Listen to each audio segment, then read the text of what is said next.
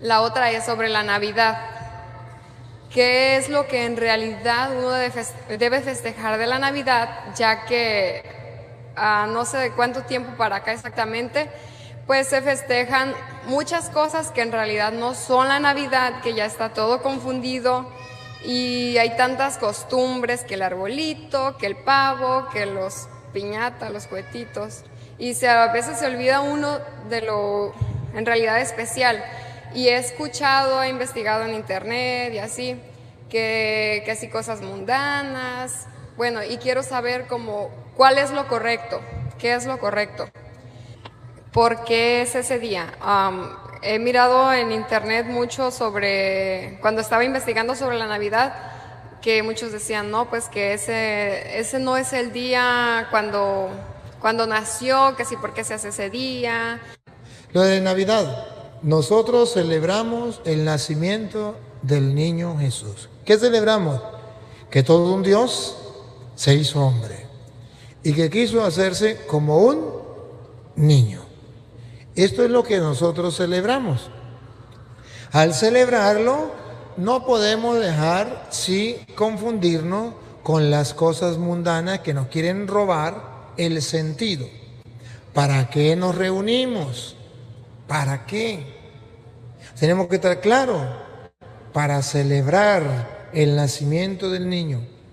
Para eso, esto lo festejamos. Ahora, ya hay otras cosas que nos quieren meter, por ejemplo, el espíritu de la Navidad, que nos aleja de lo que es el centro de la Navidad. Lo que ella dice, muchas personas le dan más importancia al arbolito que al pesebre, que es lo que estamos celebrando. Otra persona le da importancia a las fiestas mundanas, que a la fiesta religiosa como tal. El 24 de diciembre la gente está tomando licor, está de parranda, no va a misa. ¿Qué está celebrando? Navidad. ¿Qué es eso, Navidad? ¿Tomar licor? ¿Andar de parranda? No. Eso hay que purificarlo y eso es claro. Si nosotros no lo vivimos, venga, si nosotros no lo vivimos, no vamos a enseñar a otros a vivirlo. Pero los católicos tenemos que vivirlo y de ir despojándonos de las cosas del mundo para darle mayor peso a lo que estamos celebrando, mayor importancia y enseñárselo a los niños. ¿Por qué es ese día? He mirado en internet mucho sobre, cuando estaba investigando sobre la Navidad, que muchos decían, no, pues que ese no es el día cuando nació, que sí, ¿por qué se hace ese día? Ya, para tener solamente eso, usted que sabe más. ¿Por qué ese día 25 de diciembre? Porque el día 25 de diciembre es el día más largo del año, es el día donde se celebraba el día del dios Sol. El dios Sol. El dios Sol. ¿Y quién era el dios Sol? Para los paganos existían muchos dioses. Por eso en inglés, yo no sé inglés, ¿usted sabe algo en inglés? ¿Cómo se dice domingo en inglés? ¿No sabe cómo dice? Sunday. Eso. Y esto significa día del sol. Lunes, día de la luna, martes, día del planeta Marte, miércoles Mercurio, jueves Júpiter, viernes Venus, sábado Saturno. Porque los paganos tenían un día para cada dios. Tenían muchos dioses, eran paganos. Y resulta que ellos, el dios más grande era el sol. Por eso el domingo, el primer día de la semana, es dedicado al dios más grande, el sol. El lunes a la diosa luna, el martes a dios Mercurio, a dios Marte, miércoles a dios Mercurio, jueves a dios Júpiter, viernes a la diosa Venus, sábado al dios Saturno.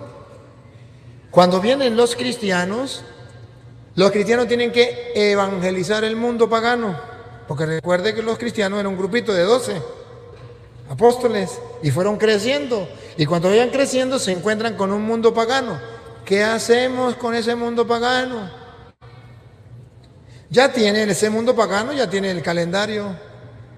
Ese mundo pagano ya tiene los meses del año, ese mundo pagano ya tiene los días de la semana. ¿Qué hacemos con ese mundo pagano? Pues vamos a evangelizar al mundo pagano. No nos vamos a paganizar, vamos a evangelizar a los paganos y a cristianizar a los paganos. Y le vamos a decir a los paganos, bueno, ustedes tienen un Dios grande. ¿Cómo se llama? El sol. Pues miren que eso es verdad. El Dios más grande es el sol que nos nace de lo alto y tiene nombre. San Lucas capítulo 1, versículo 78. El Dios más grande es Jesús.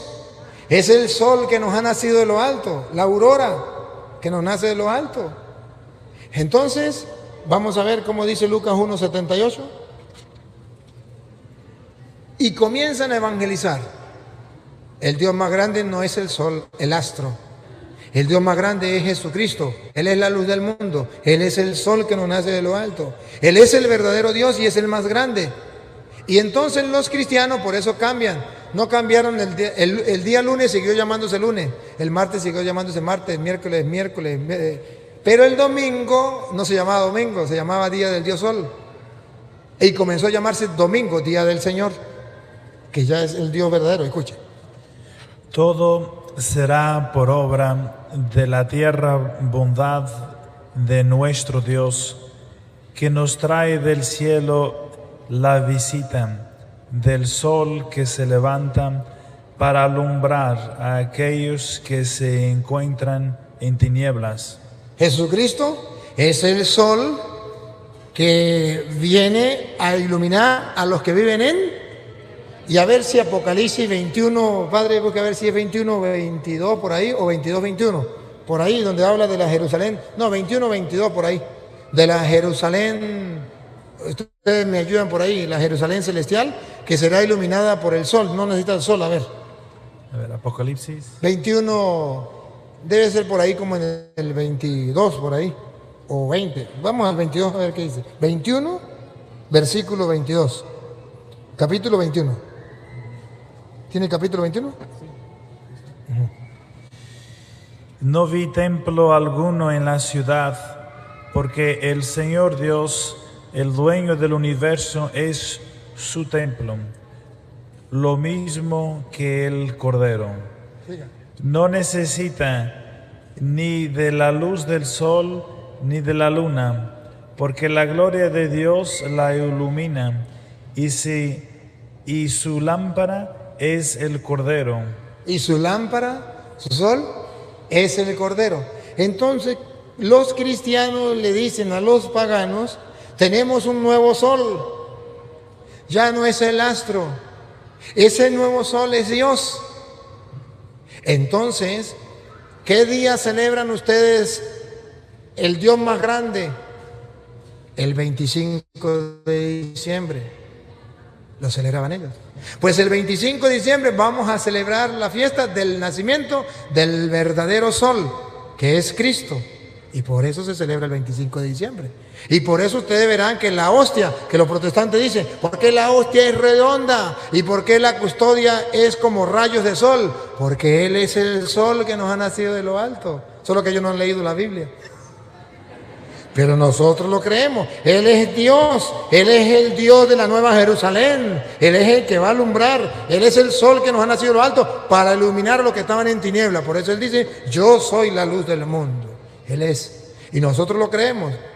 Y celebramos el 25 de diciembre. Pero Cristo no nació ese día. Es que nosotros no celebramos el día en que Cristo nació.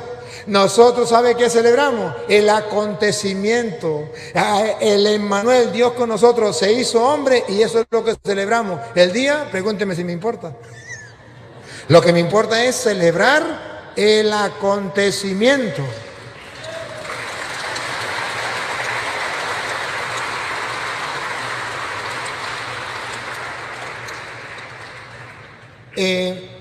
Incluso también, por ejemplo, en la Semana Santa, los protestantes dicen, ¿por qué la Semana Santa cae en marzo y en otro tiempo en abril? ¿Por qué? ¿Por qué? Porque nosotros no celebramos el día como tal, nosotros celebramos el acontecimiento. La fecha como tal, no, el acontecimiento. Jesús murió el Viernes Santo y resucitó el domingo. Ese acontecimiento lo celebramos. No importa que sea, la fecha cambie. Necesitamos es el acontecimiento. Lo que nosotros creemos. Sucedió que Él nació y nosotros lo celebramos. Que Él murió para salvarnos a nosotros y Él resucitó y nosotros lo celebramos. Eso es lo importante. La tercera era la de... Oh, la tercera pregunta, ¿sí la recuerda? No. Oh, que si la cita de la Biblia donde dice que es más fácil que entre un camello por el ojo de una aguja que un rico al reino de los cielos. Ya. Sí. Cuando Jesús dijo que es más fácil que un camello entre por el hueco de una aguja, a que un rico se salve, los apóstoles dijeron, ¿y entonces quién se salvará? Y era precisamente porque a un rico le cuesta mucho desprenderse de sus riquezas. Eso está, cuando a un rico le cuesta mucho desprenderse. San Lucas capítulo 18, a ver padre si es el versículo 18 por ahí. San Lucas 18, si mal no recuerdo.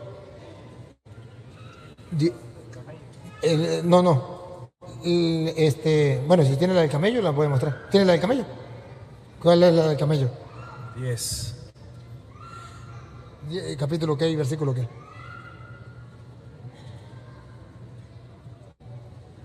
Empezando el 23. ¿Capítulo qué? Capítulo 10, versículo 23. Entonces Jesús, mirando alrededor de él, dijo a sus discípulos, que difícilmente entrarán en el reino de Dios los que tienen las riquezas. Los discípulos se sorprendieron al oír estas palabras, pero Jesús insistió, hijos míos, qué difícil es entrar en el reino de Dios. Es más fácil para un camello pasar por el ojo de una aguja que para un rico entrar en el reino de Dios. Y si miramos un poquito más atrás, padre, de eso, un poquitico más atrás, ahí mismo, ¿de qué estaba hablando Jesús cuando dijo eso? ¿Las bienaventuranzas no están por ahí? ¿Qué dice aquí? Aquí, ¿dónde está? ¿Cuál era antes? Dice Jesús y el joven rico. El joven rico, ahí está. Ajá. ¿Ese qué capítulo es? ¿Qué libro es? Marcos. Ah, usted está leyendo de Marcos. Es que yo me lo sé en San Lucas. Bueno, no importa, léalo ahí en San Marcos. En San Lucas en el capítulo 18. Pero aquí está en San Marcos, no importa, léalo. Aquí, ¿por qué Jesús dijo eso? Vamos a mirar el contexto, ¿por qué lo dijo? Empezando acá arriba. Sí. Jesús estaba a punto de partir cuando uno corrió a su encuentro, se arrodilló delante de él y le preguntó, Maestro bueno, ¿qué tengo que hacer para ganar la vida eterna? Jesús le respondió, ¿por qué me llamas bueno? Uno solo es bueno y ese es Dios. Y ya conoces los mandamientos, no matas, no cometas adulterio, no robes, ni digas cosas falsas de tu hermano, no seas injusto, honra a tu padre y a tu madre. El otro contestó, Maestro, todo esto lo he practicado desde muy joven. Jesús lo miró, sintió cariño por él y le dijo, solo te falta una cosa, vende todo lo que tienes, dale a los pobres y así tendrás un tesoro en el cielo. Después ven y sígueme. Cuando el otro oyó estas palabras, se sintió golpeado porque tenía muchos bienes y se fue muy triste. ¿Por qué Jesús dijo que más fácil es un camello entre por con una aguja que un rico se salve? Porque un rico puede ser una persona muy chévere, muy buena gente, pero le cuesta mucho meter la mano en el bolsillo. Sí, le cuesta mucho. Porque es más fácil tratar de cumplir la ley que ser caritativo con las demás personas. Y la mayoría de ricos se conforman con decir yo soy bueno. Sí, yo no mato, yo no robo. Pero ven incluso los mismos familiares que están sufriendo y no son capaces de ayudarle. Ven a los vecinos que se están muriendo de hambre y dicen, no, yo no tengo obligación, no es de mi familia, yo no tengo obligación de darle. Puede. ¿Cuántos ricos pueden, por ejemplo, echarle la mano a uno que venga de otro país y llegó a Estados Unidos y no tiene cómo comprar una casa o cómo pagar los biles, que llaman, algo así? Bueno, ¿y cuántos pudieran echarle la mano y no son capaces de hacerlo? ¿Por qué? Porque queramos o no queramos, el dinero ha pasado a ser el Dios de este mundo.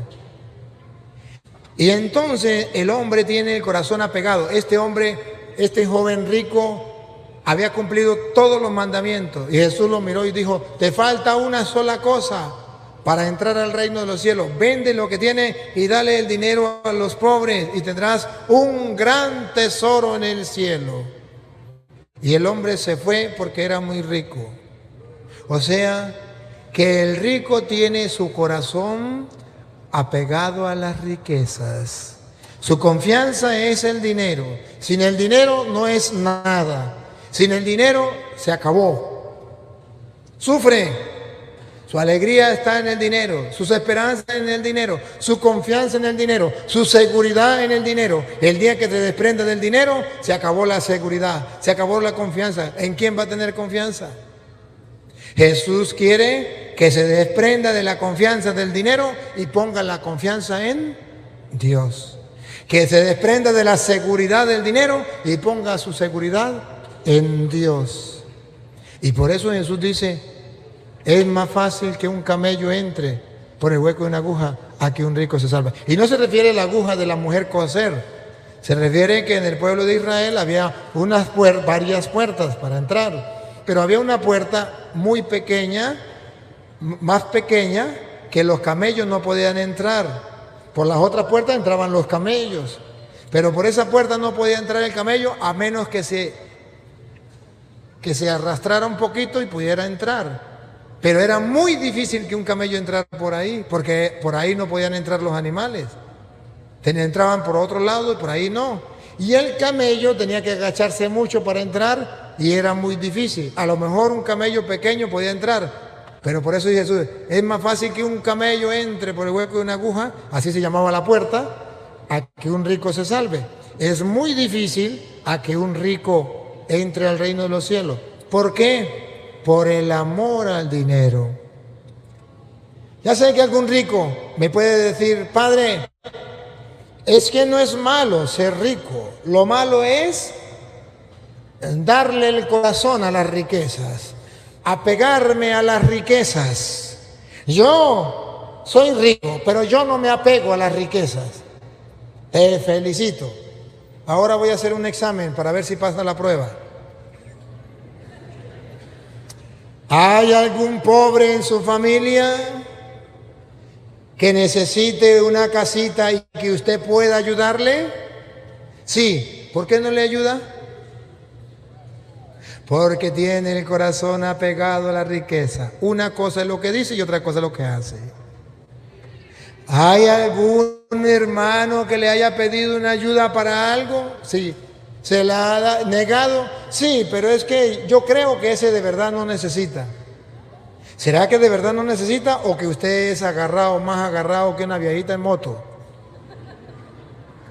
¿Qué pasará? Cuando Jesús dijo eso es por algo.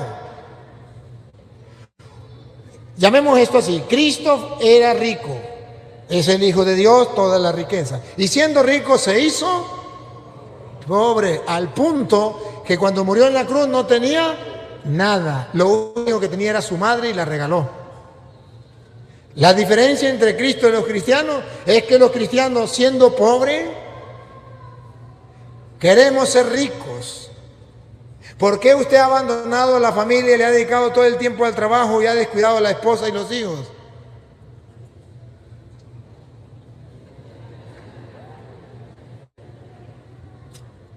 ¿O no? Porque siendo pobres queremos ser ricos y tener más. Y Cristo, siendo rico, se hizo pobre. Por eso Jesús en la bienaventuranza llegó a decir: dichosos los pobres de espíritu, porque ellos es el reino. ¿Se acuerda de Mateo 5, las bienaventuranzas? Y que algunas personas se han reído de esa bienaventuranza y dicen: dichosos los pobres de espíritu. No se refiere a los pobres materiales, se refiere a los pobres de espíritu. Pero si, ¿quiénes son los pobres de espíritu? Si se refiere a los pobres de espíritu, así como usted lo entiende, ¿quiénes son los pobres de espíritu? Los que no tienen a Dios, los que andan sin Dios, los que están metidos en el pecado son pobres de espíritu, están muertos. Y Jesús dijo: dichosos los pobres de espíritu. ¿Está diciendo dichosos los que están sin Dios? ¿Los que viven en el pecado? Esos son los pobres de espíritu, según el mundo. Cuando Jesús dice dichosos los pobres de espíritu, está diciendo, acérquese para acá, para que salgan las cámaras. Yo no sé si estoy saliendo en la cámara, no, tira un poquito, está como muy encima mío la cámara, ¿no? ¿Está bien? Cuando Jesús dice dichosos los pobres de espíritu, significa que esta muchacha nació en cuna de oro. Sí, que nació en cuna de oro. ¿Y este hermano? No. Este hermano nació pobre, en una casa muy pobre, no tenían ni piso, tierra, no tenían ni techo, así, sino era paja esa que le ponen, y no tenía paredes, era unas láminas ahí para taparse, y no tenía cómo comer, cómo vestir, muy pobre. Ella nació en cuna de oro, lo tiene todo, los padres le dan todo, le sobra. Y resulta que él es pobre porque nació en una casa pobre, porque su destino, así entre comillas, como dice la gente, porque su suerte, como dice la gente, lo llevó a ser pobre. Mientras que ella tiene muchas riquezas, pero resulta que como tiene un corazón cristiano, ve que a aquel hermano le falta para pagarlo de la casa y ella tiene, le da. Aquella hermana tiene una enfermedad y tiene que pagar una medicina, le da. Observe, al darle a él se va desprendiendo, le va quedando menos. Al darle a ella se va desprendiendo, le va quedando menos. Y ve que aquel tiene que hacerse una operación y le salen tanto, le va dando, se va quedando menos. ¿Qué está haciendo ella? Se está haciendo pobre. Le dio a él, le dio a ella, le dio a ella, se está haciendo pobre. ¿Porque la suerte le obligó a ser pobre? No, porque es pobre de espíritu. Tiene un espíritu que le lleva a desprenderse por la fe en Dios, a desprenderse de lo que tiene para darle a lo demás, y ella se queda con lo necesario que el mundo llamaría pobre, pero no porque le tocó en suerte, sino porque se desprendió con un espíritu de amor, con un espíritu de pobre. No es pobre obligada, es pobre porque tiene fe y quiere desprenderse y compartir con los demás. Es un pobre de espíritu. Pero el mundo de hoy hace creer que pobre de espíritu es el sinvergüenza. Dichoso el sinvergüenza, pobre de espíritu. Él vive sin Dios, pobre de espíritu, porque él es el reino de los cielos. No. Jesús está diciendo, ¿sabe qué significa? Dichoso el pobre de espíritu, se lo traduzco en castellano.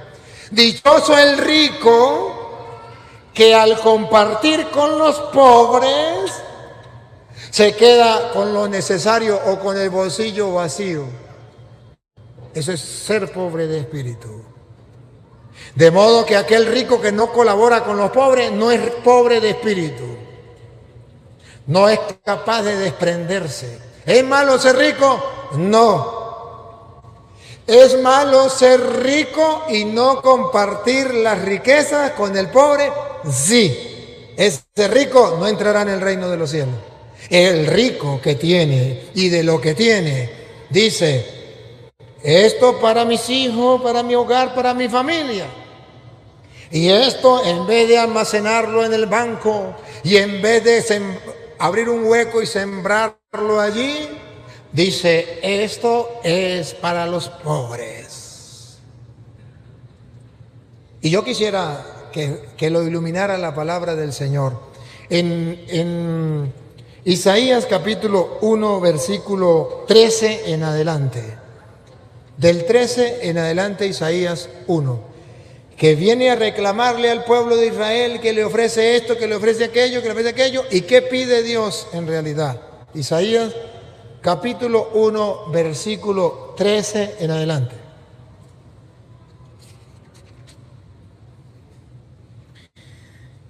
Déjense de traerme ofrendas inútiles. El incienso me causa horror. Lunas nuevas, sábados, reuniones. Ya no soporto más sacrificio ni fiesta. Odio sus lunas nuevas y sus solemnidades. Se me han vuelto un peso y estoy cansado de todo. El Señor dice, estoy cansado de todo esto. Ahora paren la oreja a lo que viene. Cuando rezan con las manos extendidas, aparto mis ojos para no verlos. Aunque multipliquen sus plegarias, no las escucho, porque hay sangre en sus manos. Y ahora van a escuchar, ¿por qué el Señor se hace el sordo con la gente? Siga. Lávense, purifíquense, alejen de mis ojos sus malas acciones. Primero, el Señor quiere que nos alejemos del pecado. ¿Qué más? Dejen de hacer el mal y aprendan a hacer el bien. Aquí viene ahora la otra parte. Dejen de hacer el mal y comiencen a hacer. Esto es lo que Dios nos pide. Comenzar a hacer el bien a las demás personas. Buscan la justicia, den sus derechos al oprimido. Den su derecho al oprimido. Hagan justicia al huérfano. Hagan justicia al huérfano. Y defiendan la viuda. Y defiendan la viuda. Ahora el Señor. ¿Por qué suena? A leer. Ahora el Señor les dice, vengan para que arreglemos cuentas, aunque sus pecados sean colorados, quedarán blancos como la nieve, aunque sean rojos como púrpura, se volverán como lana blanca. Cuando usted y yo practicamos la caridad con el huérfano, con la viuda, con el necesitado, cuando le hacemos el bien a esta persona, ¿quién era el huérfano en el Antiguo Testamento? ¿Quién era la viuda? Los más pobres, los más necesitados. Cuando usted y yo nos apartamos del mal y comenzamos a hacer el bien, ayudar al huérfano, al forastero, a la viuda, en castellano, al pobre necesitado, dice el Señor, vengan, venga, aunque sus pecados sean rojos, Dios le hará su alma blanca como la nieve. Por eso la iglesia dice que tenemos que aprender a hacer obras de caridad, y por eso Jesús dice a los ricos, gánense el reino de los cielos con las riquezas mal habidas. Gánense, atesoren tesoros en el cielo. Es que el ser humano ha llegado a la mentalidad mundana. ¿Cuál?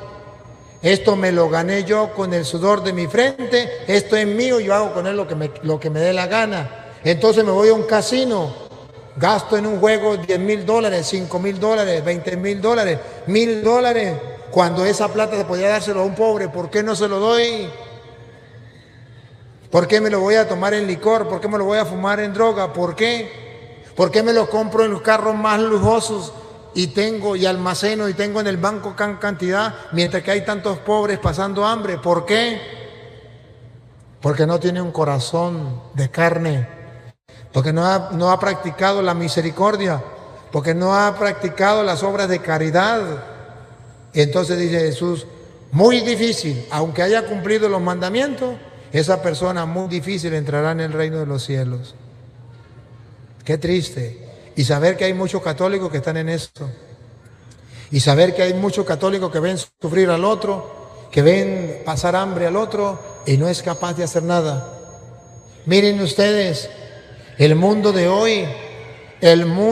hoy ve cómo Venezuela se va hundiendo, cómo los venezolanos se están muriendo de hambre, cómo los venezolanos no tienen un medicamento, y ustedes ven cómo el gobierno impide que entre ayuda y nadie del mundo entero hace nada para darle de comer a esta gente, para ayudar a esta gente. Nadie le interesa nada.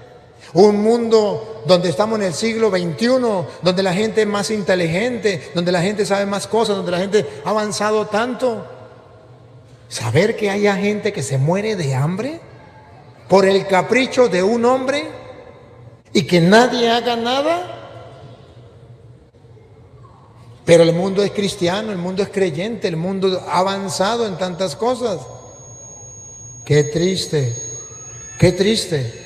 ¿Y cuántas personas pueden ayudar y no lo hacen? No solamente pongo Venezuela por un ejemplo, pero hay otros países pobres también.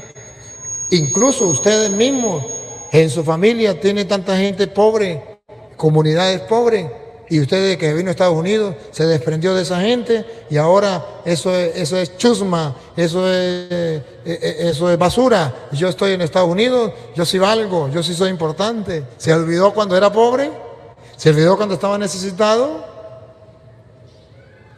Por eso Jesús le anda duro a los ricos. Pero cuando los apóstoles dijeron, entonces, ¿quién se salvará? Y Jesús les dijo, lo que es imposible para los hombres, no es imposible para Dios. Esto significa que siempre habrá un rico que haga obras de caridad. Siempre. A pesar de que hay muchos ricos agarrados que se mueren con toda su riqueza y bajan a la tumba y no se llevan nada, sin embargo hay ricos que sí son capaces de colaborar, ayudar mucho a las otras personas. A esos ricos les felicito. Ustedes son la excepción de esos camellos que no pueden entrar por el hueco de la aguja. Ustedes sí pueden entrar, así que no se preocupen. Pero si ustedes son ricos y no colaboran, y no, pero padre, ¿y quién es un rico? El rico es aquel que tiene y le queda un poquito más. O sea, ella puede ser más rica que yo más rico que ella. Cuando hay una persona que tiene necesidad y yo tengo cómo suplirle, yo soy rico. Aunque no tenga millones de dólares. ¿Quién es el rico? El que tiene y le sobra para darle a otro. ¿Para qué le sobra? Para que le dé a otro. Pero padre, si yo le doy a otro me quedo sin nada, yo tengo que pensar en el futuro. Ahí es cuando Jesús dice, no se preocupen por el mañana. Dios alimenta a los pájaros, cuida las flores, no va a cuidar más de ustedes. Pero si yo doy, por ejemplo, a esta madre de familia sola que no tiene y le ayudo a su hijo que está enfermo, yo me quedo la plática que tenía ahorrada para ayudar a mis hijos más adelante a una necesidad, me quedo sin nada. No se preocupe, que si usted lo hizo por Dios, Dios se dio cuenta. Usted le está haciendo un préstamo. Mañana cuando su hijo caiga enfermo, Dios le pagará eso con otra persona que llegará y le dirá, doña Petra, aquí tiene esto, y le da más de lo que usted le dio a esa persona. Porque Dios dice, déjeme usar esto así, no lo dice Dios, pero yo digo, guarde leche para cuando haya pan, o guarde pan para cuando haya leche, porque a mí me gusta la leche y me gustaba mucho el pan y por eso me lo aprendí. Es decir, yo tengo que hacer obras de caridad hoy aquí, y esta caridad que yo haga con esa mujer, mañana lo van a hacer conmigo. Esa caridad que yo haga con ese niño, mañana lo van a hacer con mis hijos o con mi nieto, otra persona. Porque Dios no se dejará ganar en generosidad. A lo mejor usted mañana no esté cuando su hijo esté necesitado. A lo mejor su hijo voló para otro lugar, para otro país, pero Dios no olvidará esa obra de caridad que usted hizo aquí. Mañana a esa persona, a su hijo, otra persona le va a hacer la caridad. Y usted va a decir, ¿y cómo fue? Pues lo que usted siempre recoge. Usted una vez lo hizo con alguien, ahora Dios se lo recompensa. Por eso, cuando hagan algo, no espere que esa persona le pague. Esa persona no tiene cómo pagarle. ¿Sabe quién le va a pagar? Dios. Él es el papá y Él va a responder por esa persona. Y cuando usted lo necesite, Dios le va a decir, en aquel tiempo usted hizo esto, Ahora aquí tiene su recompensa.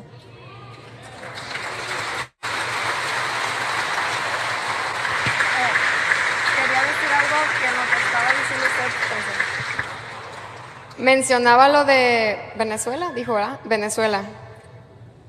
Pienso yo, me corrige usted si estoy equivocada, que hay de pobres a pobres. Por ejemplo, ¿Qué hay aquí? que hay de pobres a pobres. Hay pobres que necesitan, así como pone el ejemplo, o una necesidad de alguien que de verdad no tiene, y hay muchos pobres que solo están esperando que le den y no luchan. Eso yo creo que también está mal, ¿no? Que así como está mal que el rico no comparta, está mal que el pobre solo espere a que le dé el gobierno, que le dé la gente, que le den, ¿cierto o falso? Ahora le pregunto, ¿cuál de los dos es más pobre? ¿Entre quién y quién? Usted me está poniendo dos ejemplos. El pobre que no tiene nada y el pobre que no tiene, pero puede luchar y lo que hace es pidiendo por allí porque no surge. ¿Cuál de los dos es más pobre? Pues el que no lucha. Ese es más pobre, mamita.